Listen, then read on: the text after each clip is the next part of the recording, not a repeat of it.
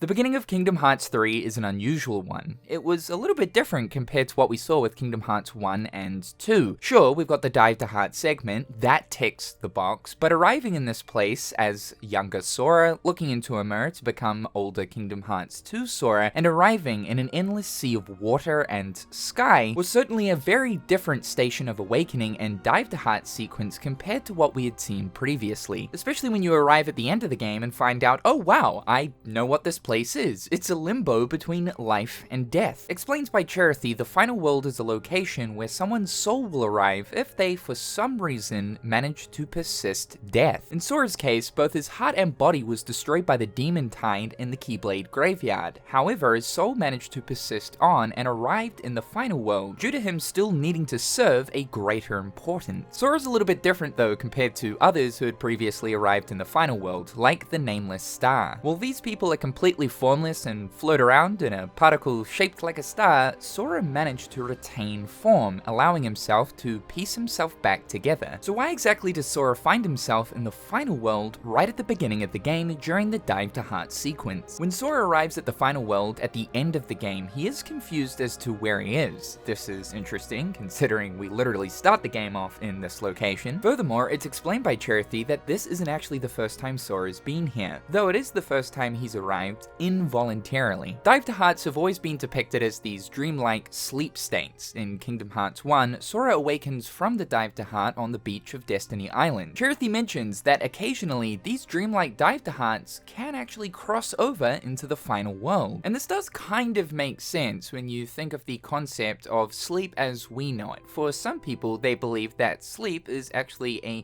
temporary absence of the soul leaving the body. And the dreams that we somehow manage to come up with within our brain are the locations in which our soul arrives. It's a concept to be sure, and I believe that this is something that Tetsuya Nomura has heavily thought about, as it's pretty much spot on with what we see with Dive to Hearts for Kingdom Hearts. But for Kingdom Hearts, it's not actually the soul that leaves the body when a Dive to Heart is happening, but rather the heart of the person. So because the final world is this limbo between life and death, and that dreams or a Dive to Heart sequence is almost the same kind of thing, it means that the two can, on occasion, overlap. So why doesn't Sora then remember the final world when he arrives at the end of Kingdom Hearts 3 if he had already been there? Well, here's the thing with dreams, we don't always remember every single detail. That isn't to say though that a person having a Dive to Heart sequence can't remember the events that unfold. We know that for Kingdom Hearts 1, he remembers being swallowed up by the darkside. That's only one small detail though, and it does seem as if recollecting a Dive to Heart is a very hazy thing. We also know that arriving in the final world is possible via just normal dreams, and not necessarily a Dive to Heart sequence, as we see Kairi do this in Melody of Memory. We also know that for someone that has magical capabilities over dreams, like for instance the Fairy Godmother, she can actually directly teleport to this location. And when Riku, Kairi, and the Fairy Godmother arrive in the final world, Kairi is able to recollect being here within her dream. Again, the rules of a Dive to Heart and dreams are sort of unclear here in the universe. Kairi was in the final world for a much longer time within her dream compared to the length of time Sora spent within the final world during his Dive to Heart. Our time spent in Dive to Hearts throughout Kingdom Hearts have always been incredibly brief, and so we don't actually know what is truly possible during these states. Kingdom Hearts 3 is the first Kingdom Hearts game to sort of build on what's possible within a Dive to Heart. So seeing that Sora begins the Dive to Heart as his younger self from Kingdom Hearts 1, floats down to find a mirror with his older Kingdom Hearts 2 self in the reflection, to then step through the mirror to then become that older self, to then be surrounded by picture frames of memories from throughout Sora's various adventures, and then swallowed by a tidal wave of water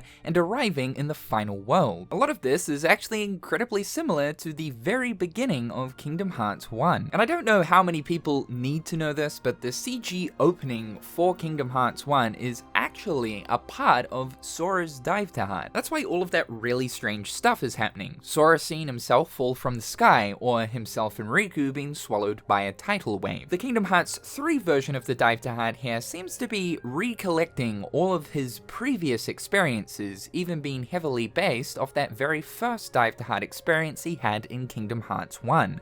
We too have nostalgic dreams from time to time, and it's exactly what's happening here with Sora. To provide further context towards the idea of the final world, Tetsuya Nomura actually made an official comment via the Kingdom Hearts 3 Ultimania, mentioning it's the world where those one step from death end up, a place connected to the Station of Awakening. The Station Awakening, as we have seen it so far, has been a stained glass pillar standing in pitch darkness, and it represents the inside of the heart. He wanted to represent it this time more tangibly, so he went with the setup that the final world is like a portal for each heart. Speaking on the portal comment, we see Sora using the final world as a means of transportation to each of the hearts of the Guardians of Light in order to restore them, along with, obviously, the power of waking. And this idea further expanded upon within Melody of Memory, Riku uses the power of waking with the nameless star, who seemingly has a connection to the world of unreality, Quadratum, so that Riku is able to open a portal to Quadratum to hopefully find Sora. As said in the game, the edges of sleep and death touch. Hearts that are in a state of sleeping are in the Station of Awakening, and if they continue to walk forward from there, they'll end up in the final world. So both the Dive to Heart Station of Awakening and the final world are almost one in the same. This is very much Tetsuya Nomura bringing the concepts of both sleep and almost death together. One big question about the prologue, though, that has never been explained is exactly whenabouts this is taking place. I think, though, most people can pretty much assume when it is taking place, but as soon as you finish the Dive to Heart, Sora is just immediately within Yensid's tower. I remember when the game first came out, there were theories floating around that the beginning of Kingdom Hearts 3 actually takes place at the very end of the game, due to seeing the final world. However, this is obviously not the case, as we see Sora wearing his Kingdom Hearts 2 attire. Rather, it's assumed that the Dive to Heart actually happens once Sora has made his way back to the realm of sleep to visit Traverse Town and to thank the Dream Eaters at the end of Dream Drop Distance. Again, it's never directly explained exactly when this is happening, but we can only assume that it is happening at some point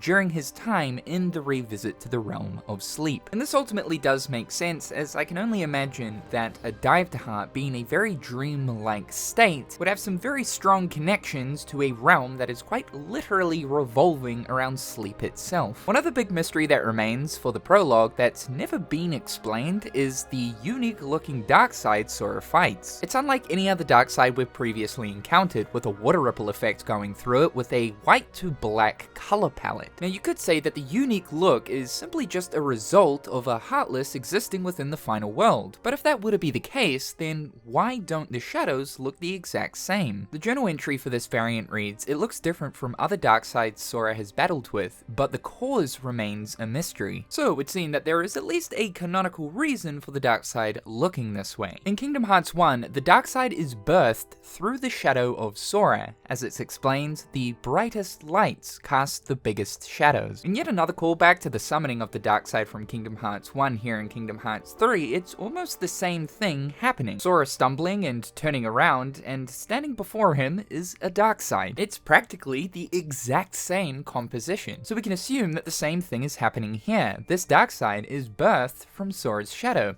Here's the thing though, Sora is standing on a floor of water, so that means that no shadows can be casted, and the only thing we have here is a reflection. I'm using what is more so of a logical explanation here, but rather than the darkside born from a shadow that we see in Kingdom Hearts 1, is this a darkside born from the reflection of Sora from the water's surface? Also, this darkside is more white than it is black, and because a reflection more accurately depicts a person than a shadow does, is this darkside's color more white, acting as a strong representation of the light within Sora's heart. This is absolutely a spitball theory, but it is one that has been floating around in my brain for a while, and at least explains the unique look of this darkside being more white and having this glossy looking water effect to it. So hopefully all of that has provided some level of an explanation towards Kingdom Hearts 3's unique prologue. I've been meaning to talk about this, honestly, for years now, so I'm glad we can finally tick this one off the list. Be sure to subscribe to the channel to keep up with everything going on here. Check out my other social media platform. A big thank you to my wonderful patrons. I really appreciate the support. I hope you're all having a fantastic day, and we'll talk real soon.